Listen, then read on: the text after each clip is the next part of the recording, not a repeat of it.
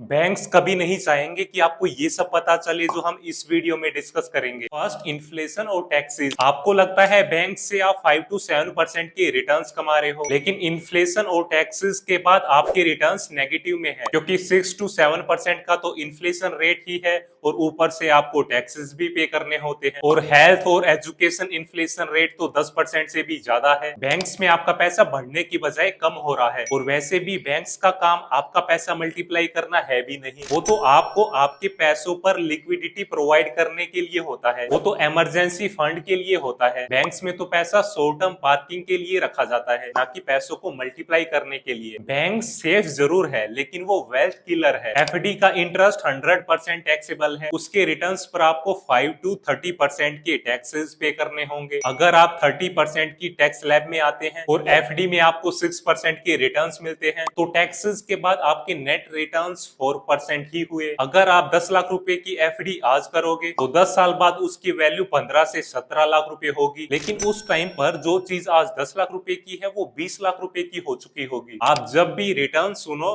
तो आप हमेशा इन्फ्लेशन एडजस्टेड और टैक्सेस पे करने के बाद के रिटर्न्स देखो। वो रिटर्न्स अगर पॉजिटिव है, इट मींस आपकी वेल्थ बन रही है, लेकिन अगर वो रिटर्न्स नेगेटिव है, इट मींस आपकी वेल्थ कम हो रही है। आपका पैसा नंबर्स में तो बढ़ रहा है, लेकिन उसकी परचेज पावर कम हो रही है। Second, loan and EMI trap. Bank चाहते हैं कि आप लोन ट्रैप में, लोन साइकिल में फंसे रहो, क्योंकि उनकी कमाई उसी से होती है। जीरो कॉस्ट ईएमआई बोल के बैंक्स आपको कंज्यूमर डेट के जाल में फंसा रहे हैं, और हिडन प्रोसेसिंग फीस और इन्फ्लेटेड एमआरपी से खुद पैसा कमा रहे हैं। बैंक्स आपको ईएमआई को अफोर्डेबल ईएमआई बोलकर बेचते हैं, जिससे आपको लगता है कि आपको प्रोडक्ट चीप मिल रहा है, लेकिन interest plus hidden processing fees मिलके असली कॉस्ट ज्यादा हो जाती है। जब आप बैंक से लोन लेते हो तब बैंक्स आपके लिए reducing balance versus flat rate का कंफ्यूजन क्रिएट करते हैं। लोन के केस में शुरू के सालों में तो आप इंटरेस्ट ही पे कर रहे होते हो, और आपको लगता है कि आप अपना प्रिंसिपल अमाउंट पे कर रहे हो। रिड्यूसिंग बैलेंस फ्लैट रेट से ज्यादा अच्छा है, क्योंकि उसमें आपको सिर्फ बचे हुए प्रिंसिपल अमाउंट पर ही इंटरेस्ट पे करना है, लेकिन फ्लैट रेट में आपको स्टार्टिंग वाले प्रिंसिपल अमाउंट पर ही पूरे टेन्योर के लिए इंटरेस्ट पे करना है। फ्लैट रेट आपको काफी महंगा पड़ेगा। अगर आप लोन को जल्दी पे करोगे, अर्ली पेमेंट करोगे, तो रीपेमेंट पेनल्टी और फोरक्लोजर चार्जेस लगेगा। बैंक्स आपसे इस सिचुएशन में एक्स्ट्रा चार्जेस इसलिए लेते हैं ताकि आपको लोन से फास्ट एस्केप ना मिले। अफोर्डेबल ईएमआई शॉर्ट टर्म में रिलीफ नजर आती है, पर वो लॉन्ग टर्म में आपकी स्लेवरी का कारण बनती है। आपको फिक्स्ड मंथली ईएमआई का कंफर्ट दिया जाता है, पर असल में वो लाइफ टाइम कमिटमेंट बन जाता है, जो कि आपकी मंथली इनकम का एक बहुत बड़ा हिस्सा खा जाता है। और सबसे बड़ा ट्रैप तो अपॉर्चुनिटी कॉस्ट है। जो पैसा आप लोन की ईएमआई के लिए पे कर रहे हो,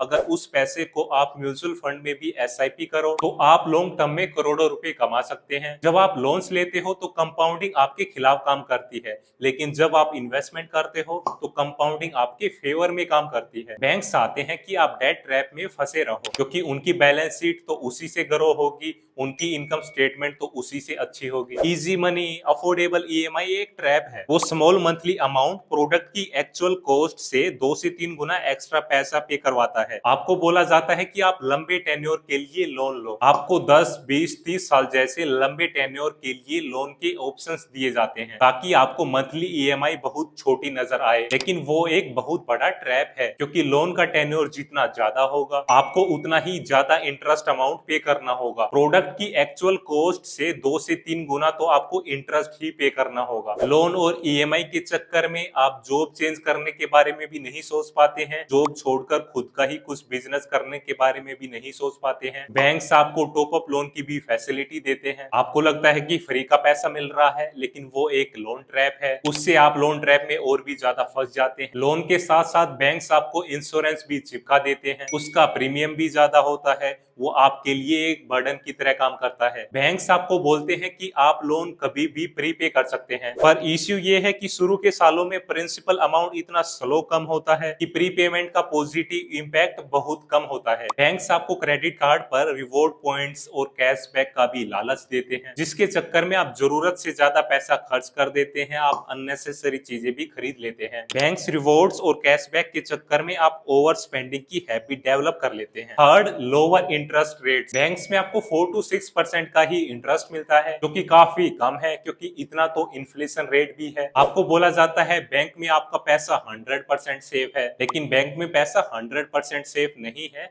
आपको एक बैंक में 5 लाख रुपए तक के पैसों की ही गारंटी मिलती है। अगर बैंक डूबा तो 5 लाख से ज्यादा पैसा आपको नहीं मिलना है। बैंक में आपका पैसा काफी हद तक सेफ है, लेकिन बैंक में पैसा इन्वेस्ट करने पर आप ग्रोथ का रिस्क ले रहे हैं। बैंक में पैसा सेफ तो है, लेकिन वो गारंटीड लॉस का सौदा है, क्योंकि बैंक्स में आपका पैसा इन्फ्लेशन रेट जितना ही या उससे भी कम ही ग्रो होता है। बैंक्स में आपका पैसा ग्रो होने की बजाय कम होता है। लो इंटरेस्ट के चक्कर में आपके फाइनेंशियल गोल्स भी डिले होते हैं या वो पूरे ही नहीं हो पाते हैं। बैंक्स में आपका पैसा उतनी स्पीड से ग्रो नहीं होता है जितनी स्पीड से वो होना चाहिए। बैंक्स आपको जो इन्वेस्टमेंट इंस्ट्रूमेंट्स रिकमेंड करते हैं लाइक एफडी, इंश्योरेंस एटसेट्रा, उनमें तो आपकी वेल्थ बननी ही नहीं है, क्योंकि उनमें काफी कम इंटरेस्ट रेट्स मिलते हैं। बैंक्स को पता है कि ज्यादातर लोगों को इन्फ्लेशन एडजस्टेड रिटर्न्स के बारे में नहीं पता है और इस चीज का वो फायदा उठाते हैं। इसके चक्कर में वो लोगों को कम रिटर्न्स देने वाले इन्वेस्टमेंट इंस्ट्रूमेंट्स रिकमेंड करते हैं, जिनमें उनको ज्यादा कमीशन मिले लेकिन उनमें आपको कम रिटर्न्स मिलते हैं। जो पैसा आप एफडी में रखोगे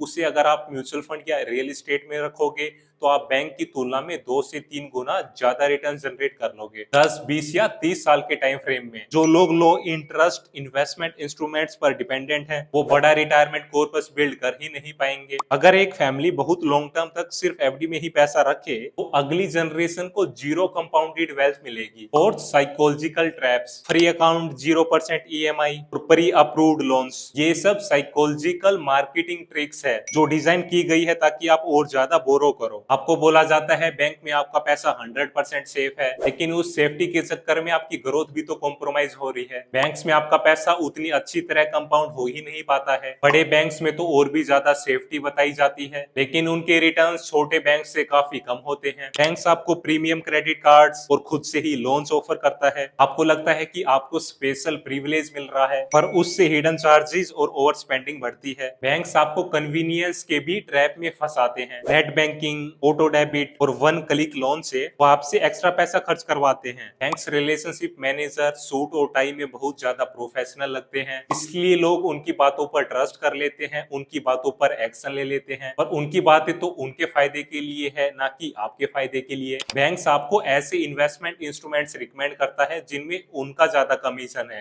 ना कि जिनमें आपके ज्यादा रिटर्न्स है। 6 पेनल्टीज और hidden charges, minimum balance maintain ना करने पर आपको पेनल्टी देनी होगी। एटीएम विड्रॉवल चार्जेस, फीस भी आपसे चार्ज की जाती है। एटीएम विड्रॉवल्स एक लिमिट तक तो फ्री होंगे, लेकिन उसके बाद ट्रांजैक्शन चार्जेस लगेंगे, लेकिन उसके बाद हर ट्रांजैक्शन पर पेनल्टी लगेगी। अगर आप लोन जल्दी पे करोगे तो प्री पेमेंट पेनल्टी लगेगी। एसएमएस अलर्ट के लिए भी फीस चार्ज की जाती है। सर्टेन लिमिट के बाद डिपॉजिट और विड्रॉवल्स पर भी ट्रांजैक्शन चार्जेस लगते हैं। अगर ऑटो डेबिट फेल हुआ, ईएमआई फेल हुई तो भी पेनल्टी लगेगी। क्रेडिट कार्ड और डेबिट कार्ड को फ्री बताया जाता है, लेकिन उनमें हिडन एनुअल चार्जेस लगते हैं। कार्ड गुम होने पर 200 से 500 रुपए की रिप्लेसमेंट फीस भी लगती है। फ्री लिमिट के बाद बैंक बैलेंस चेक करने पर भी चार्जेस लगेंगे। इस वीडियो के कंक्लूजन की बात करें तो बैंक में आपके पैसों पर आपको सेफ्टी तो मिलेगी, लेकिन ग्रोथ नहीं मिलेगी। बैंक्स को आप सिर्फ ट्रांजैक्शंस के लिए यूज करो, अपने पैसों को शॉर्ट टर्म में पार करने के लिए यूज करो। वेल्थ बिल्ड करने के लिए तो गोल्ड, रियल एस्टेट और शेयर मार्केट में ही इन्वेस्ट करो। इंश्योरेंस के नाम पर सिर्फ हेल्थ इंश्योरेंस लो।